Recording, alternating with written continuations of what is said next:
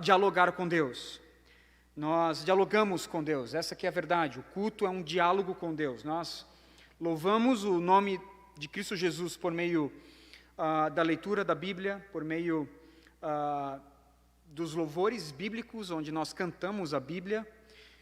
Nós oramos ao Senhor e Ele fala conosco por meio da exposição bíblica. E você que nos visita, seja muito bem-vindo. Seja muito bem-vindo. Nós estamos na metade de uma série curta, uma série temática sobre fé e política. Estamos estudando sobre fé e política. A nossa série tem como título Política à Maneira de Deus. Tá? E aí entenda, política não é o mesmo que politicagem, tá bom? Política à maneira de Deus. O que o Evangelho nos fala acerca da política, como nós precisamos nos organizar como sociedade para o bem comum e para a glória de Deus. Nós começamos no sermão passado falando acerca da igreja e o Estado, a divisão bíblica acerca dessas duas esferas, onde elas são diferenciadas, como é que elas são separadas. E hoje nós vamos ver, irmãos, as visões e distorções a respeito do cristianismo. Visões e distorções a respeito do cristianismo e governo. E antes de qualquer coisa, eu quero orar ao Senhor e pedir a ajuda do Senhor mais uma vez. Vamos orar? Senhor Deus, nós estamos aqui nessa noite e precisamos da Tua ajuda. Venha elucidar Cristo, venha fazer, ó Deus, com que Cristo seja louvado, engrandecido em nossos corações, por favor. Faz isso para a glória do Teu nome. Senhor, não permita que eu venha passar alguma impressão errada acerca do Teu Evangelho, acerca da Tua palavra, acerca da Tua vontade, Senhor. Por favor, não permita isso. Mas ajuda-me a pregar o Teu Evangelho, ajuda-me, ó Deus, a falar sobre esse tema tão caro para todos nós. Faz isso para a glória do Teu nome e para a nossa alegria. É assim que nós oramos. Amém. Irmãos, como nós vimos no sermão passado, o discípulo de Jesus, ele é um cidadão de dois reinos. Ele é um cidadão de duas pátrias.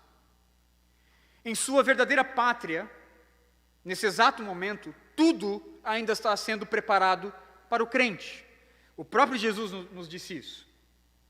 Todos os detalhes da cidade santa, com suas belas moradas, estão sendo preparadas por Jesus para a alegria e para o prazer do crente. João capítulo 14, verso 2.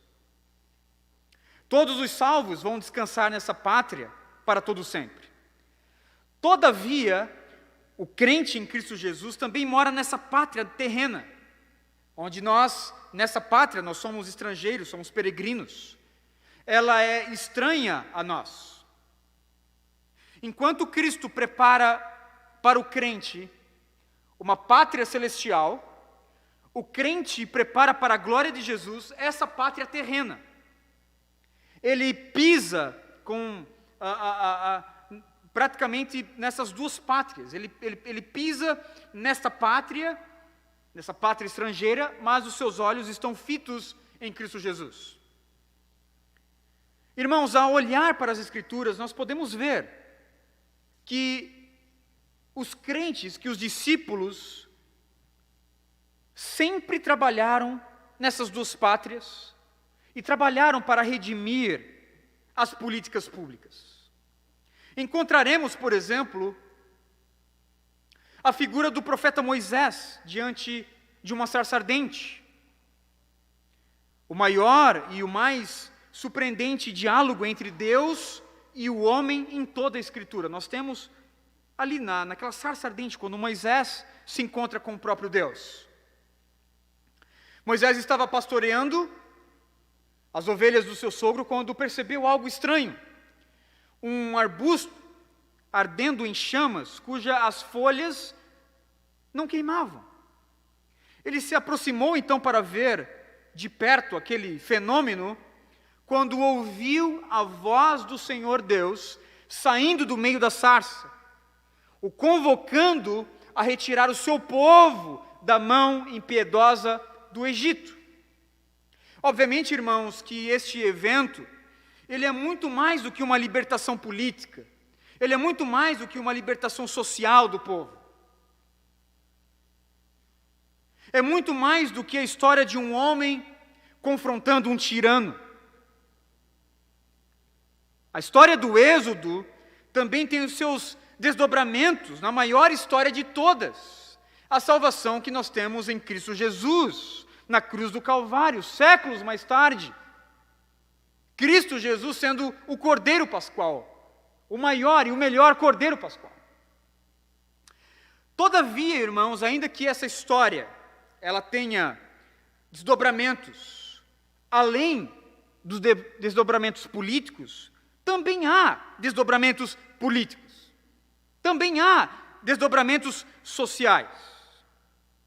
Obviamente que a essência da história é sobre a aliança que Deus tem com o seu povo, principalmente, pelo Cordeiro Pascual ali, quando o Senhor Deus oferece essa solução milagrosa, essa solução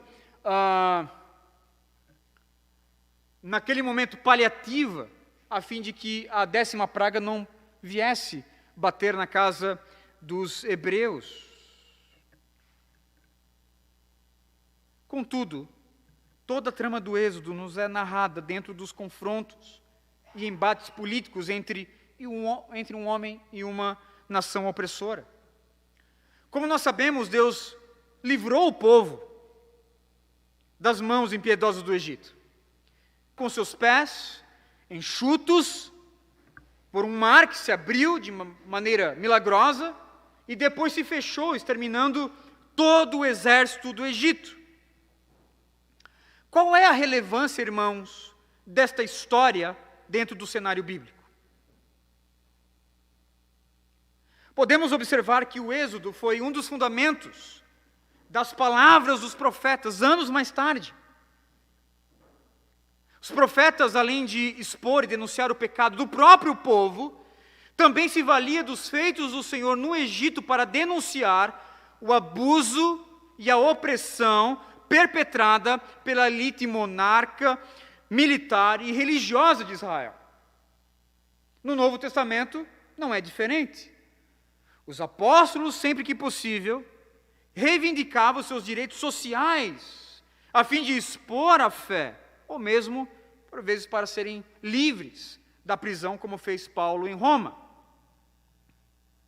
A epístola de Tiago, por exemplo, vai nos dizer que a religião pura e imaculada diante do Senhor Deus é cuidar dos órfãos e das viúvas e guardar-se, então, da corrupção do mundo. Quando nós olhamos, irmãos, para a história da igreja, também não é diferente. Pegue, por exemplo, alguns escritos dos reformadores. Praticamente todos eles falaram sobre essa questão política. Martinho Lutero escreveu em 1520 a sua obra chamada A Nobreza Cristã da Nação Alemã acerca do melhoramento do Estado. João Calvino endereçou as suas institutas da religião cristã ao rei Francisco I da França, em 1536. Zwinglio, o reformador da Suíça, era tão envolvido com a política, irmãos, que morreu em campo de batalha, ajudando ali a Suíça a se libertar do jugo da política romana. Trilhando por esse mesmo caminho, os puritanos também se importaram com a política. Os puritanos ingleses, por exemplo, liderados pelo Oliver Cromwell, inspiraram-se em Moisés para destituir o monarca Carlos I e proclamar então a República. Pouco depois, irmãos, influenciado então pelos escritos dos reformadores e também dos puritanos, John Locke, filósofo inglês, escreveu o primeiro tratado acerca do governo, em 1689, defendendo a limitação do poder monárquico e também a tolerância religiosa, sem se esquecer de citar em sua obra a libertação do povo de Israel da opressão do Egito. Nós podemos ver, irmãos, que durante séculos, os crentes, direto ou indiretamente, se envolveram com o governo em pautas políticas. Se envolveram com o governo para o bem público, se valendo principalmente da libertação dos hebreus do Egito. Os crentes entenderam por séculos que Deus se interessa também por questões sociais, por questões da política pública, para o bem público. Contudo, irmãos, hoje nós somos pressionados por ambos os lados.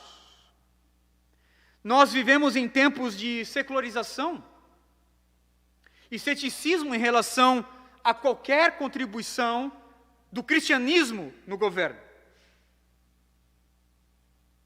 Por um lado, nós somos pressionados pela secularização e pelo ceticismo, dizendo que nós, cristãos, nós não podemos ter uma influência no governo.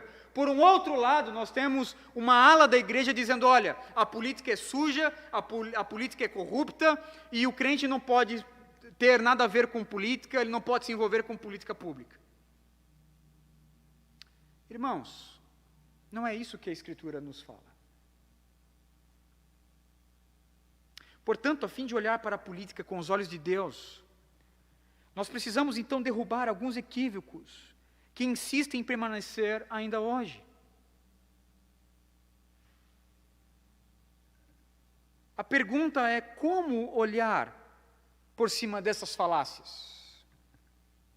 Como se posicionar nesta pátria como cristãos? E aí, irmãos, eu creio que primeiramente nós precisamos reconhecer as visões equivocadas, distorcidas, que nós, crentes, por vezes temos com relação ao relacionamento da igreja com o Estado. E depois, então, compreender a visão bíblica da nossa participação no governo. Ou seja, primeiro nós vamos tentar entender as visões equivocadas e depois tentar entender a visão bíblica da nossa participação dentro do governo.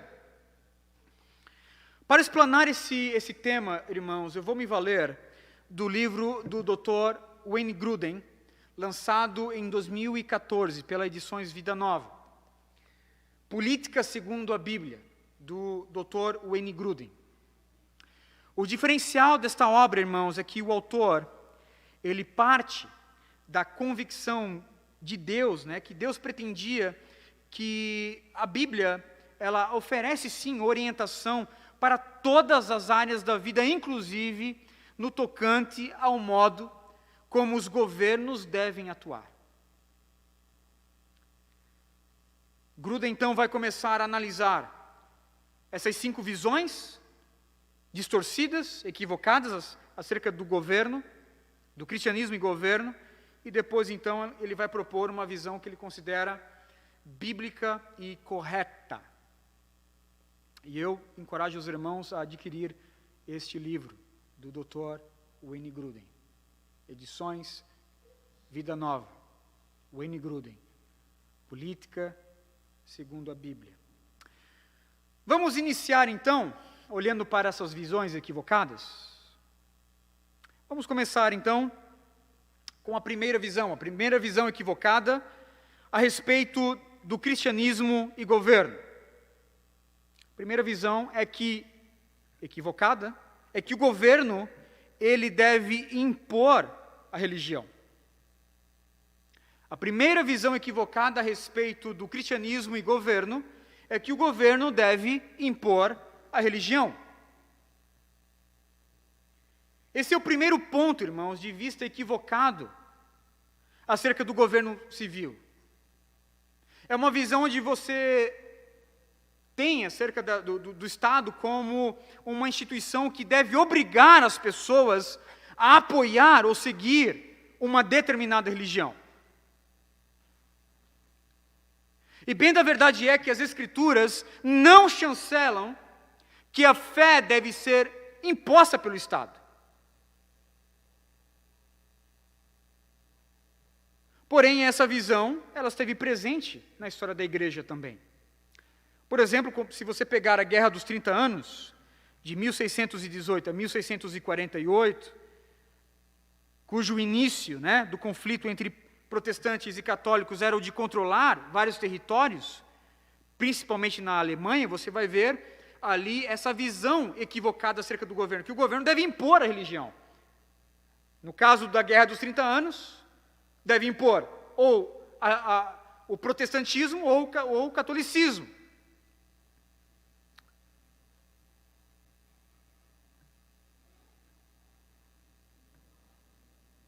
Contudo, irmãos, esse erro não é somente visto na história do cristianismo. Você pode ver essa imposição ainda hoje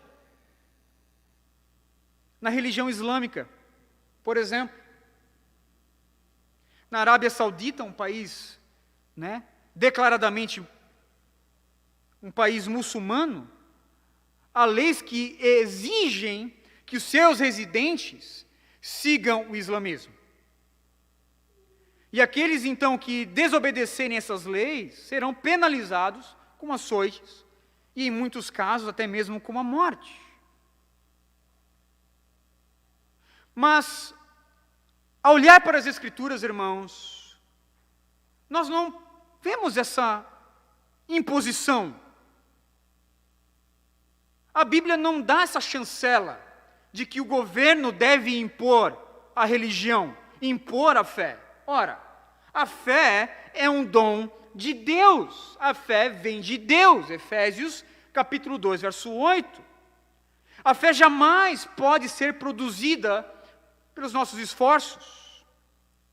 Por isso, a concepção bíblica, ela é inconcebível, irmãos, que o governo, então, tenha o direito e o dever de impor a religião. Seja o cristianismo, seja qualquer outra. E essa visão ela é equivocada pelos seguintes pontos. Em primeiro lugar, Jesus ele fez uma distinção entre o reino de Deus e o reino de César, como nós vimos no sermão de domingo passado. São esferas diferentes.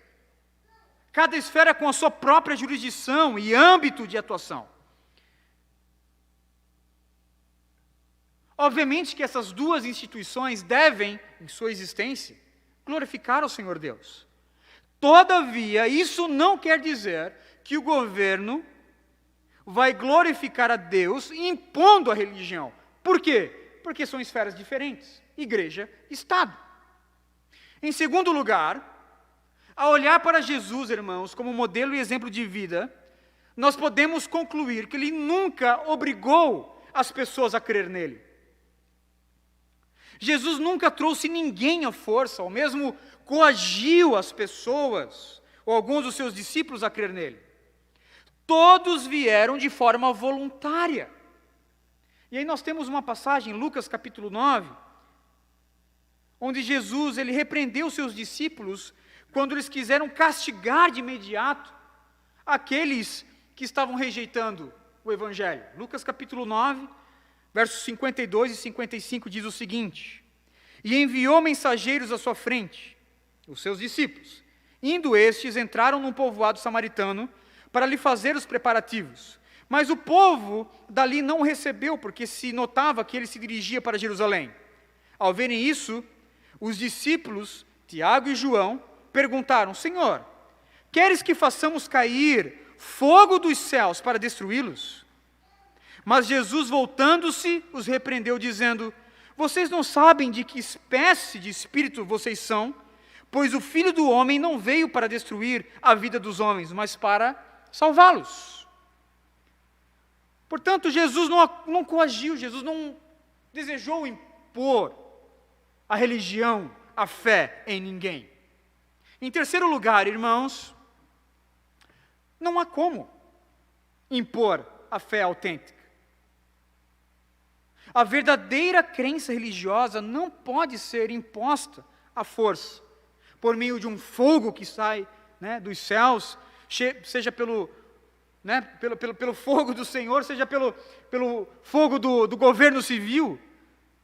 A fé bíblica, ela é constituída de intelectualidade, de emoção e de voluntariedade. Eu tenho um intelecto, eu penso acerca da minha fé. Segundo, eu tenho uma emoção acerca da minha fé. Terceiro, a minha fé também ela é volutiva, ela é voluntária. Eu desejo de uma forma voluntária crer nisso. Em quarto lugar, essa visão de que o governo deve impor a religião ela é equivocada porque o reino de Cristo não é desse mundo. De fato, irmãos, ele se preocupa com a redenção do cosmos e de tudo que há no cosmos. Todavia, o reino dele não é este. Diante de Pilatos, Jesus respondeu: o meu reino não é deste mundo. Se o meu reino fosse desse mundo, os meus servos lutariam para que eu não fosse entregue aos judeus. Entretanto, o meu reino não é daqui. Portanto, se o reino de Cristo não é daqui, o governo não pode impor a religião. Nenhuma religião.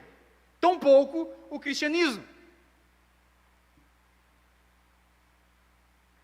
A segunda visão equivocada, irmãos, a respeito do cristianismo e do governo, é que o governo ele deve, então, excluir a religião. A segunda visão equivocada a respeito do cristianismo e do governo é que o governo deve excluir a religião. Essa visão equivocada ela é completamente o erro oposto, né, à primeira visão equivocada.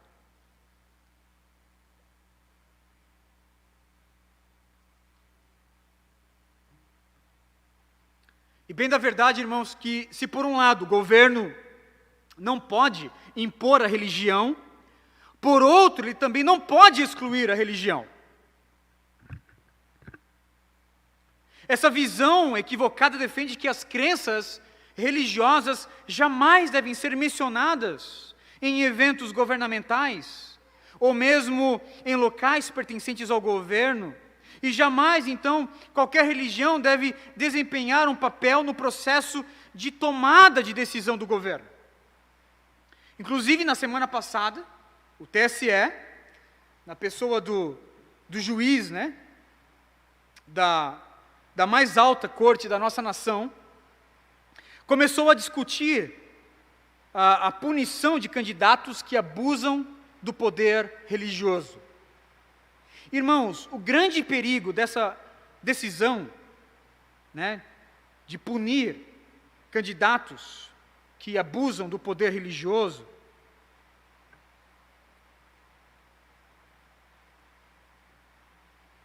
o grande perigo é apequenar a influência cristã no governo e excluí-la do debate político.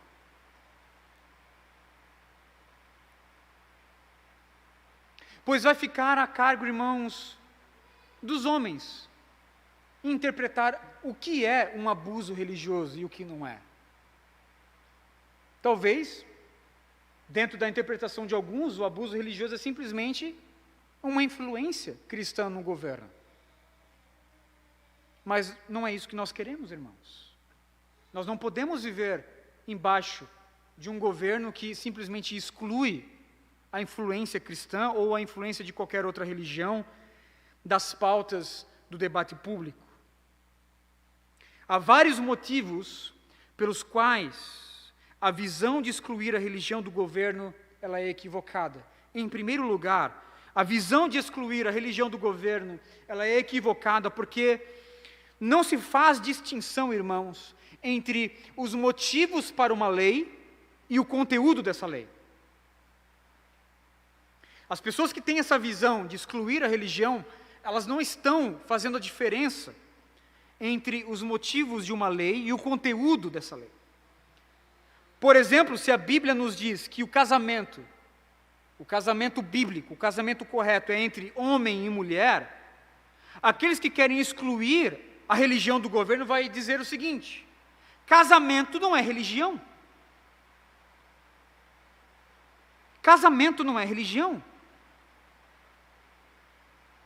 Mas, irmãos, quem disse que para nós cristãos, ao defender que o casamento é entre um homem e uma mulher, quem disse que para nós defender isso dentro das pautas do debate público político, quem disse que para nós isso é impor a religião? Nós não queremos impor a religião a ninguém.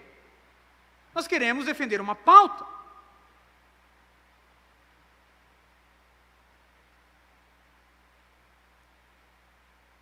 Os secularistas simplesmente não entendem que nós não queremos estabelecer uma religião. Por quê? Porque nós estamos fazendo diferença entre o motivo de uma lei e o conteúdo dessa lei. Wayne Grudem, por exemplo, ele vai comentar no livro o seguinte: todas as principais religiões ensinam que não deve roubar, mas leis contra roubo não estabelecem religião. Todas as religiões afirmam que não se deve matar, mas leis contra o homicídio não estabelecem uma religião. A campanha para abolir a escravidão nos Estados Unidos e na Inglaterra foi liderada por cristãos com base em suas convicções religiosas, mas as leis que aboliram a escravidão não estabeleceram uma religião. A campanha para acabar com a discriminação e segregação racial foi liderada pelo Dr. Martin Luther King, pastor batista, que usava a Bíblia para pregar contra a injustiça racial. Contudo, as leis contra a discriminação e a segregação não estabeleceram uma religião. Por quê, irmãos? Porque há uma diferença entre o motivo de uma lei e o conteúdo dessa lei. Em segundo lugar, a visão de excluir a religião do governo, ela é equivocada, porque ela desconsidera a vontade do povo. Ela desconsidera a vontade do povo. E é por isso, irmãos, que nós precisamos entender que o ato de excluir a religião do campo político, eu digo aqui religião, não falo tão somente da religião cristã, mas a religião, a crença. O fato de excluir a religião do campo político é uma forma perversa de autoritarismo. Quando a religião ela é simplesmente excluída do campo político, as vontades do indivíduo, ou mesmo de um grupo majoritário ou minoritário, estarão sendo então cerceadas, irmãos. E isso é inconcebível num Estado democrático de direito.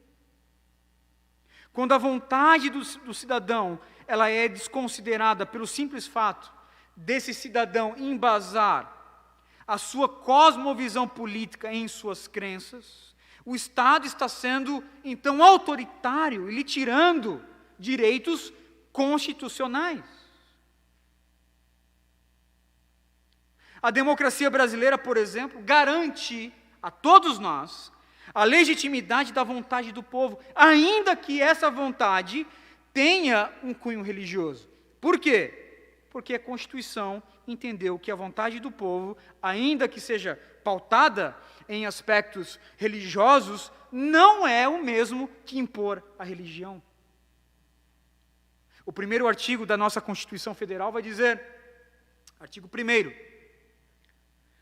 a República Federativa do Brasil, formada pela união indissolúvel dos estados e municípios e do Distrito Federal, constitui-se em Estado democrático de direito e tem como fundamento, primeiro, a soberania, segundo, a cidadania, terceiro, a dignidade da pessoa humana, quarto, os valores sociais do trabalho e da livre iniciativa, quinto, o pluralismo político. Parágrafo único, todo poder emana do povo, que o exerce por meio dos seus representantes eleitos ou diretamente nos termos dessa Constituição. Portanto, o Estado precisa, irmãos, garantir e preservar todos os direitos da minha cidadania, inclusive o direito que eu tenho de pautar as minhas escolhas, sejam políticas ou não, na religião em que eu sigo. Enquanto que no exercício da minha cidadania, eu não imponha a religião a outros, ou mesmo restrinja o direito de um outro cidadão, o Estado tem o dever de preservar a vontade popular. Portanto, o governo, ele não tem o direito moral e constitucional de calar e desconsiderar a nossa vontade, ainda que a nossa vontade seja uma vontade pautada em questões religiosas. Em terceiro lugar, a visão de excluir a religião do governo, ela é equivocada, porque ela afasta, irmãos, do governo os ensinamentos de Deus a respeito do bem e do mal. A Bíblia vai nos dizer, por exemplo, em Romanos capítulo 13, verso 4, que toda autoridade governamental, ela é serva de Deus para o bem. Todo governo humano é servo de Deus para o bem. Ok. Se isso é verdade, como é possível então as autoridades governamentais servirem a Deus efetivamente se as pessoas não têm a permissão de dizer ao governo o que acreditam que Deus espera do governo? A Bíblia vai nos dizer, em 1 Pedro capítulo 2, verso 14, que os governantes são enviados para punir os praticantes do mal e honrar aqueles que fazem o bem. A pergunta novamente é: como eles podem, irmãos, saber disso se o aspecto religioso for completamente excluído da religião? Quando nós olhamos para a Escritura, nós temos inúmeros exemplos de homens de Deus que exerceram papéis significativos, irmãos, em governos, até mesmo em nações pagãs. Daniel, por exemplo, ele era o conselheiro direto de Nabucodonosor, o homem mais poderoso da sua época. Daniel capítulo 4, verso 27. O profeta Natã repreendeu o rei Davi. 2 Samuel capítulo 12. João Batista, o profeta, repreendeu o rei Herodes. Lucas capítulo 3, verso 19. O apóstolo Paulo alertou Félix, o governador, sobre a justiça, o domínio próprio e o juízo vindouro. Atos capítulo de número 24, verso 25. Praticamente os grandes profetas do Antigo Testamento, todos eles denunciaram os governantes das nações pelos seus pecados e pela forma que eles estavam tratando o povo. Por isso a Bíblia, irmãos, ela não corrobora a visão de excluir a religião do governo. Por um lado, o governo não pode impor a religião, mas por outro, ele também não pode excluir a religião. Terceira visão equivocada a respeito do cristianismo e do governo é que todos os governos são perversos e demoníacos. Há crentes que pensam isso. Que todo tipo de governo, que todos os governos são perversos e demoníacos. Que todos os governos, eles são completamente envolvidos, contaminados por forças perversas, por forças demoníacas. Os adeptos dessa visão, eles vão entender que é Satanás que está por trás dos governos. É Satanás que está por trás dos reinos do mundo. A lógica dessa visão, dos adeptos dessa visão, é simples. Uma vez que o governo é do diabo, então o crente não deve se envolver com política. Uma vez que a política é do capeta, não se envolva com a política. Porque a política é de Satanás. Irmãos, é uma visão equivocada. E o texto que essas pessoas vão usar para defender essa visão é Lucas, capítulo 4, versos 5 e 7, quando Jesus estava ali na tentação, no deserto. Lucas capítulo 4, versos 5 e 7 vai dizer o seguinte, ouça.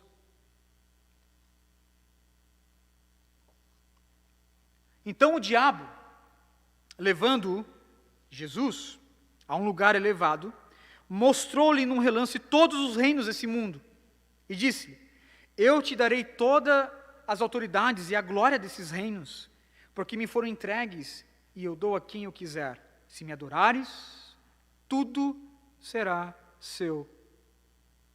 Veja que o erro clássico, irmãos, o erro clássico de interpretar esses versos isoladamente é atribuir ao diabo uma soberania que ele não tem.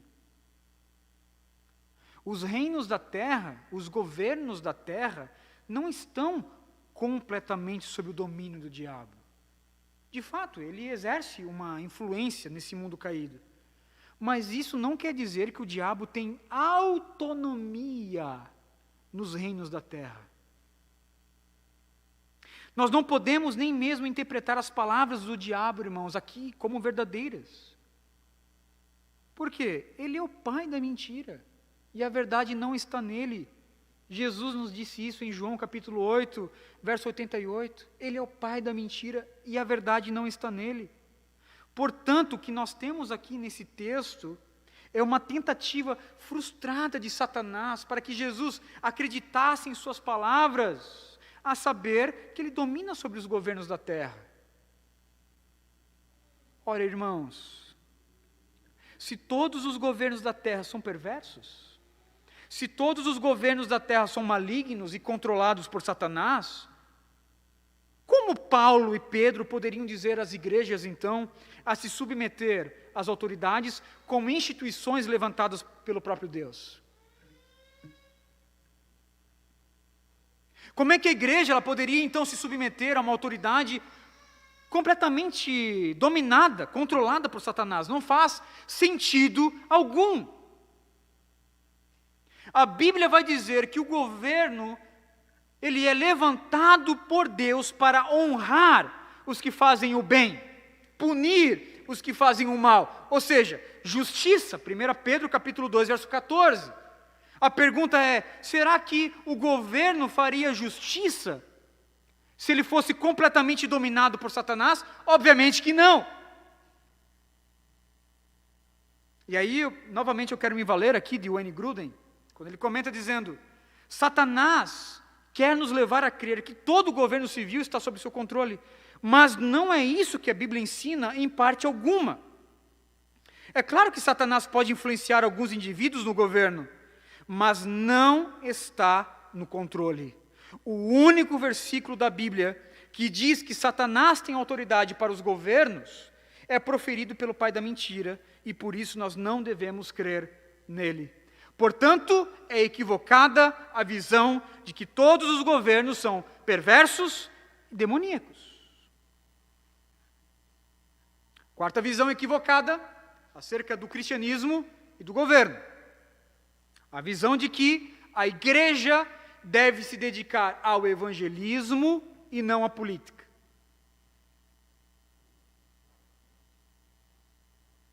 Quarta visão equivocada. A igreja deve se dedicar ao evangelismo e não à política. Irmãos, talvez essa seja a visão mais difundida em nossos dias. Por exemplo, alguns dias atrás eu comentei na postagem de um amigo, um irmão querido, um irmão em Cristo, que erroneamente, de uma forma equivocada, pelo menos no meu ponto de vista, pedia intervenção militar no governo. Dei a minha opinião política sobre o assunto, com todo respeito e com toda educação. E aí uma terceira pessoa, irmãos, comentou embaixo, assim, da minha postagem, dizendo, Tiago, vírgula, vá pregar o Evangelho. Vá pregar o Evangelho.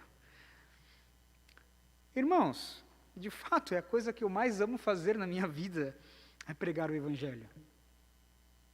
Todavia, isso não invalida a minha posição política, nem mesmo o direito que eu tenho de expor publicamente as minhas opiniões. Mas a pergunta é, o que está por trás daquele comentário dizendo que eu deveria pregar o Evangelho e não se meter com política?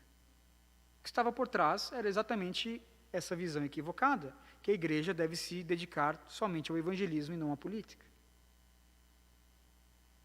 Por que ela é equivocada, irmãos? Em primeiro lugar, a visão de que a igreja deve se dedicar ao evangelismo e não à política, ela é equivocada, porque ela apequena, ela restringe o próprio evangelho e o reino de Deus. Quando nós lemos o Novo Testamento, o evangelho, irmãos, não é tão somente sobre o crer em Jesus. O evangelho no Novo Testamento fala acerca de toda uma vida dedicada ao discipulado de Jesus.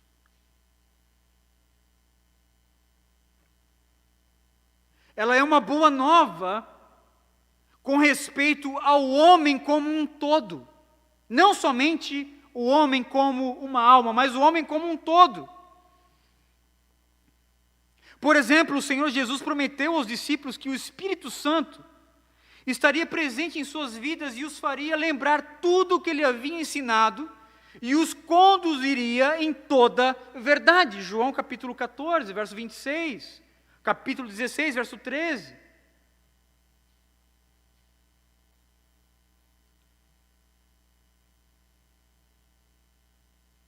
Portanto, essa visão, irmãos, ela restringe, ela pequena o próprio evangelho.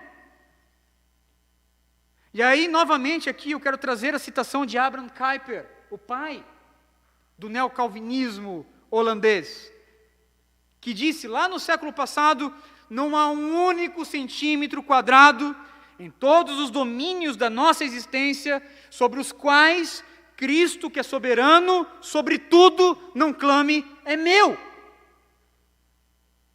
Quando Cristo olha para o lazer do homem, ele diz, é meu. Quando Cristo olha para a família do homem, ele diz, a família é minha. Quando Cristo olha para o trabalho, ele diz, o trabalho é meu. Quando Cristo olha para os governos, para a política, ele diz, é meu. Pensar menos do que isso é apequenar, é restringir a autonomia e a soberania de Cristo Jesus. Portanto, essa visão ela é equivocada. Mas em segundo lugar, irmãos, a visão de que a igreja deve se dedicar ao evangelismo e não à política, ela é equivocada porque Deus também deseja uma sociedade transformada. O evangelho ele tem poder para transformar um indivíduo, e por meio desse indivíduo uma família, e por meio dessa família um bairro, e por meio desse bairro uma escola, e por meio desse bairro e dessa escola uma cidade inteira, e depois uma nação. O evangelho tem poder para isso. Negar essa verdade de que Deus se interessa por esse mundo é se enveredar, por exemplo, irmãos, para uma seita antiga chamada gnosticismo, lá do primeiro, segundo, terceiro século, que pensava o seguinte: olha, a deidade ela se preocupa tão somente com o espírito. Tudo aquilo que é físico, tudo aquilo que é carne é maligno.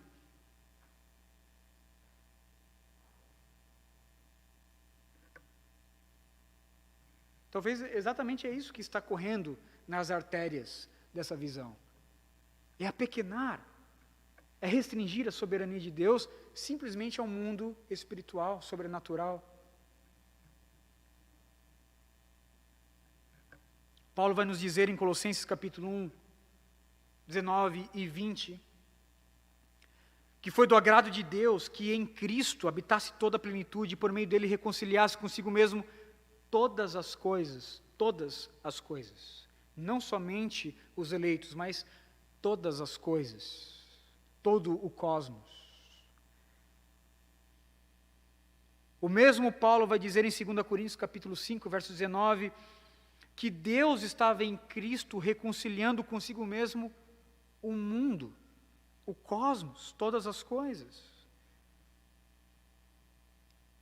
Quando uma sociedade ela é transformada, ela é redimida, as leis serão justas. A liberdade do indivíduo será vista segundo a vontade de Deus. Os governantes serão íntegros e trabalharão honradamente, os cidadãos serão conscientes, serão honestos uns com os outros.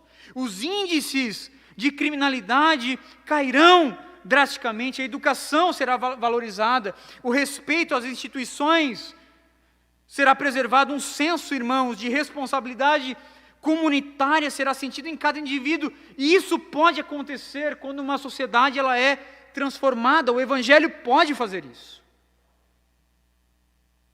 Portanto, essa visão de que a igreja deve se preocupar tão somente com o evangelismo e nada com a política, é uma visão equivocada.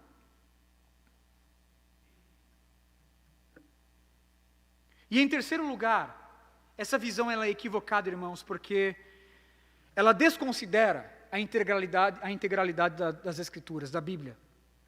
Pegue, por exemplo, o comentário desse meu amigo. Tiago, vá pregar o Evangelho. Ok. Eu vou pregar o Evangelho. Posso pregar sobre Romanos capítulo 13, versos 1 ao 7, onde Paulo fala sobre política. Posso pregar em 1 Pedro, capítulo 2, verso 13, verso 14. Posso pregar em Gênesis, capítulo 9, onde nós temos ali a pena da morte. Posso pregar sobre isso. Posso pregar em Mateus, capítulo 22, verso 15 ao 22, onde Jesus vai falar acerca da separação das esferas.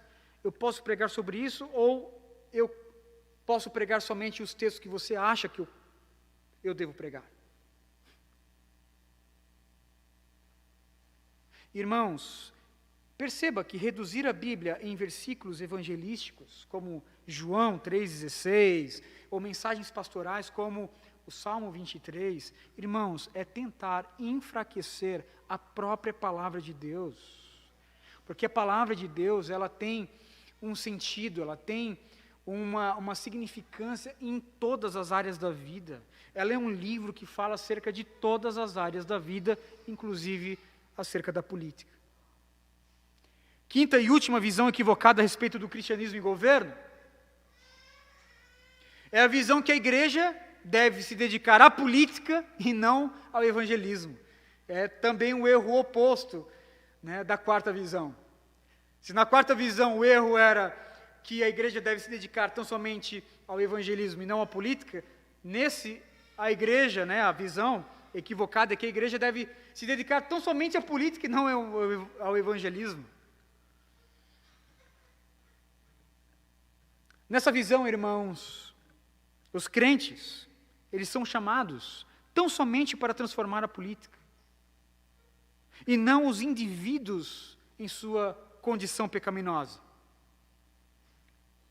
E é interessante porque essa visão ela está sendo amplamente, né, divulgada no Brasil nesses últimos anos aí, principalmente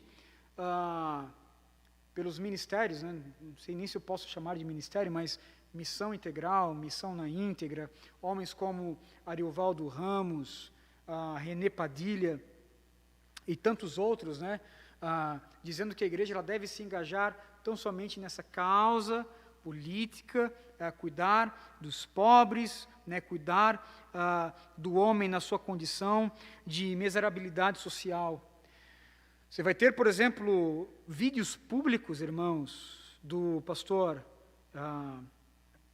pastor aqui entre aspas, do Ariovaldo Ramos, abertamente falando sobre a necessidade de se entender a proposta comunista de Marx e Engels, né, sobre a distribuição dos bens e do capital. Qual é o problema dessa visão? Qual é o problema dessa teologia?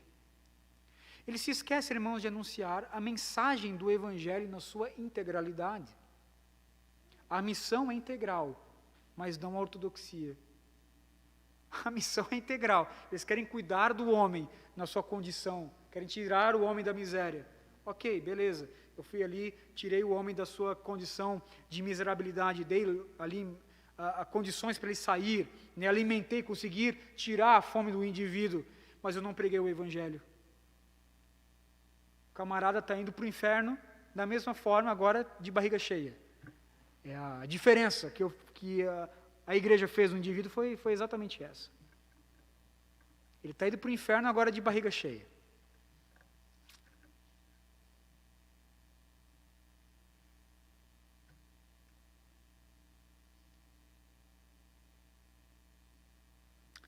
De fato, irmãos, é uma visão distorcida, equivocada acerca do cristianismo e política.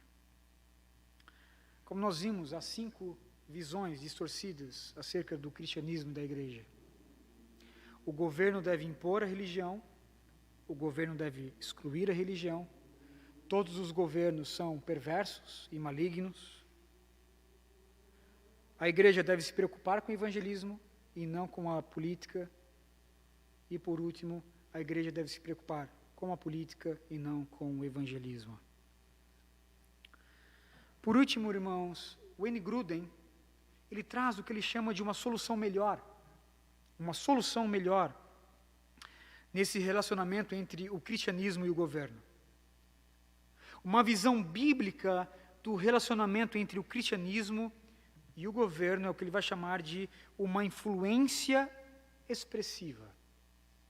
Uma influência expressiva, forte e relevante sobre o governo. Nós não fomos chamados para impor a religião, tampouco excluí-la do governo. Mas uma maneira melhor e biblicamente saudável de ter contato, de se relacionar com o governo, é influenciar expressivamente o governo com o nosso testemunho de vida e com o nosso engajamento como homens e mulheres de Deus dentro do cenário da política pública.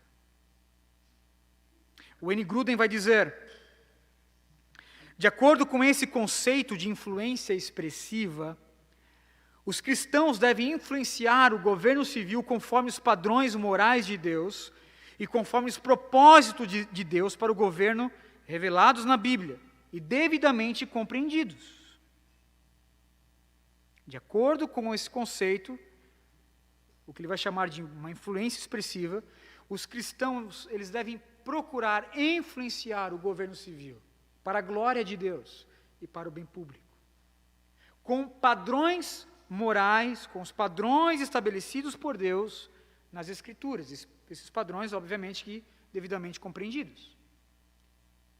Como eu disse, irmãos, no sermão passado, nós não fomos chamados para cristianizar a nação pela força da espada. A história já nos diz e já prova, que esse método, além de autoritário, também não funciona. Mas, de fato, nós fomos chamados para influenciar o governo, ajudando a realizar o seu ofício do bem público para a glória de Deus. Que exemplos bíblicos, irmãos, nós temos para embasar essa influência expressiva dos cristãos no governo? Nós temos inúmeros exemplos. Daniel foi uma influência expressiva sobre o governo da Babilônia. Nós não vemos Daniel, por exemplo, exortando o rei Nabucodonosor, dentro dos padrões, do politicamente correto dos nossos dias, dizendo: ó rei Nabucodonosor, eu sou um profeta judeu, mas eu não ousaria manifestar a ti os padrões morais do Senhor. Consulte então os teus magos, consulte ali os astrólogos, para ver o que é melhor para a Babilônia. Daniel não fez isso, irmãos. Daniel foi uma influência cristã expressiva, ainda que no Antigo Testamento. Ele não foi um isentão, ele não foi irrelevante naquele contexto. Daniel capítulo 4, verso 27, a Bíblia diz que Daniel exortou o rei Nabucodonosor, dizendo: portanto, aceita o meu conselho, ó rei, abandona os teus pecados, pratica a justiça e renuncia às tuas maldades, usando de misericórdia com os pobres, se quiseres prolongar a tua tranquilidade. Isso é ser uma influência expressiva, uma influência cristã expressiva no governo. E veja que interessante, Daniel estava na corte real de Nabucodonosor, mas com o povo estava o profeta Jeremias. E Jeremias também foi uma influência expressiva como homem de Deus naquele momento de exílio. Ele vai dizer, Jeremias, no seu livro, Jeremias capítulo 29, verso 7, Jeremias profetizando para o povo exilado: busquem a prosperidade da cidade para a qual eu os deportei e orem ao Senhor em favor dela, porque a prosperidade dessa nação, dessa cidade, também depende da prosperidade de vocês. A prosperidade de vocês depende da prosperidade da Babilônia. Então procurem trabalhar, procurem a prosperidade, procurem se fazer valer como pessoas relevantes dentro da Babilônia. Podemos falar, irmãos, sobre José do Egito, cuja a importância, cujo cargo estava simplesmente abaixo de Faraó. Podemos falar sobre Moisés, peitando um tirano, dizendo: deixa o meu povo ir, deixa o povo de Israel ir adorar o Senhor no deserto, liberte o povo. Êxodo capítulo 8, verso 1. Podemos falar sobre Neemias como copeiro do rei Ataxerxes. Podemos falar, irmãos, sobre Esther. No livro que leva o seu nome, Esther capítulo 7. Esther estava ali num embate político, Irmãos, olha, dava enredo aí para o mecanismo fazer, 10 temporadas, aquilo que Esther passou no reino da Pérsia.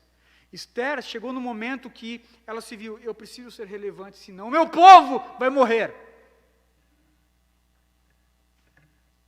Pegue, por exemplo, o apóstolo Paulo diante do governador romano Félix, em Atos capítulo 24. E tantos outros exemplos, irmãos, e narrativas bíblicas. Se olharmos para a história, o que nós vamos ver? Nós podemos ver cristãos sendo relevante em governos, transitando ali nos governos e sendo bênção para esses governos. Você vai ter, por exemplo, William Wilberforce, na luta desse homem contra a escravidão e o tráfico humano na Inglaterra. Quando a Inglaterra aboliu o tráfico humano, foi a primeira iniciativa para que outras nações pudessem, então, abolir a escravidão. William Wilberforce começou com esse homem de Deus. Pegue, por exemplo, William Carey, na Índia, lutando contra o que nós chamamos hoje de feminicídio.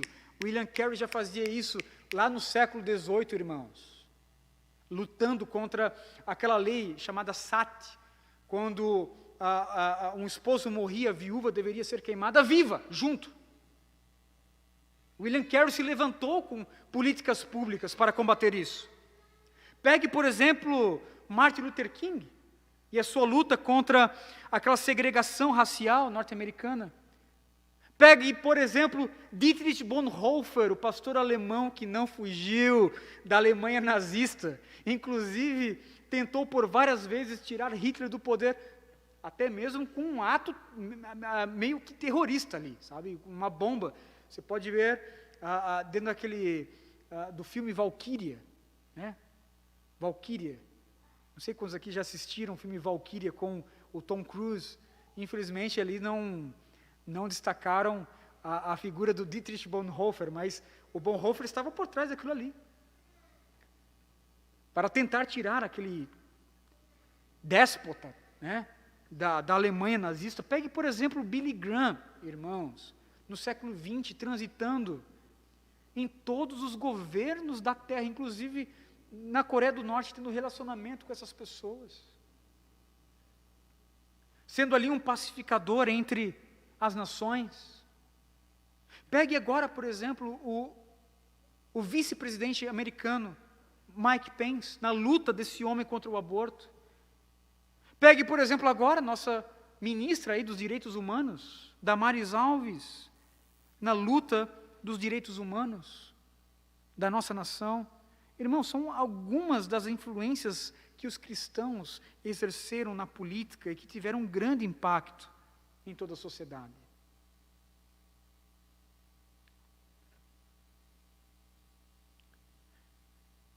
De fato, a Bíblia nos impele a influenciar expressivamente o governo.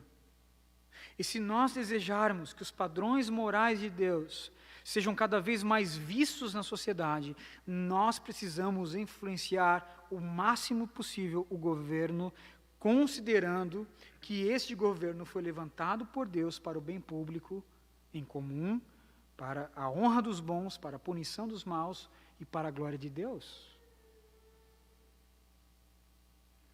Portanto, nós precisamos nos levantar, irmãos, como discípulos de Jesus, urgentemente engajados em promover a glória de Deus também na esfera pública. Se quisermos ver uma sociedade transformada, onde pela graça comum os pecados podem ser freados, precisamos nos atentar para essas questões do campo político. Sem uma influência expressiva do cristão no governo, a democracia, ainda que ela seja o melhor dos sistemas políticos presentes, ela ficará simplesmente desprovida de uma bússola moral. Imagine por um instante, irmãos, imagine comigo por um instante, se os cristãos não exercessem em nossa nação qualquer influência cristã. Imagine comigo como é que o Ocidente estaria, o Ocidente, com toda a liberdade que o Ocidente tem hoje, como é que estaria o Ocidente se cristãos, séculos antes, não se envolvessem com o governo?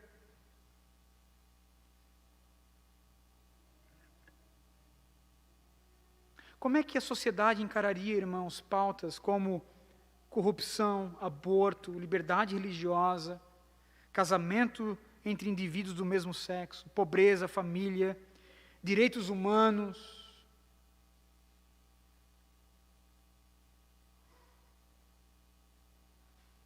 Como estaria o Ocidente se não houvesse uma influência direta da cultura judaico-cristã?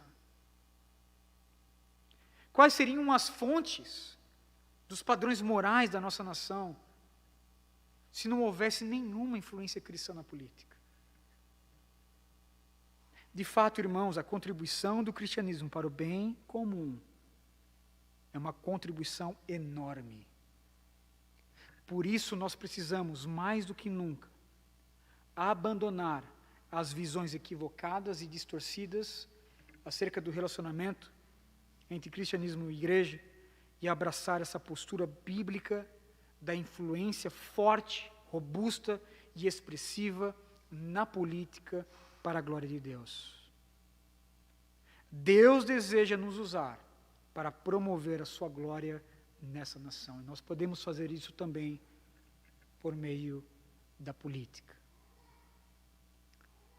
Vamos orar? Curve sua fronte, por favor.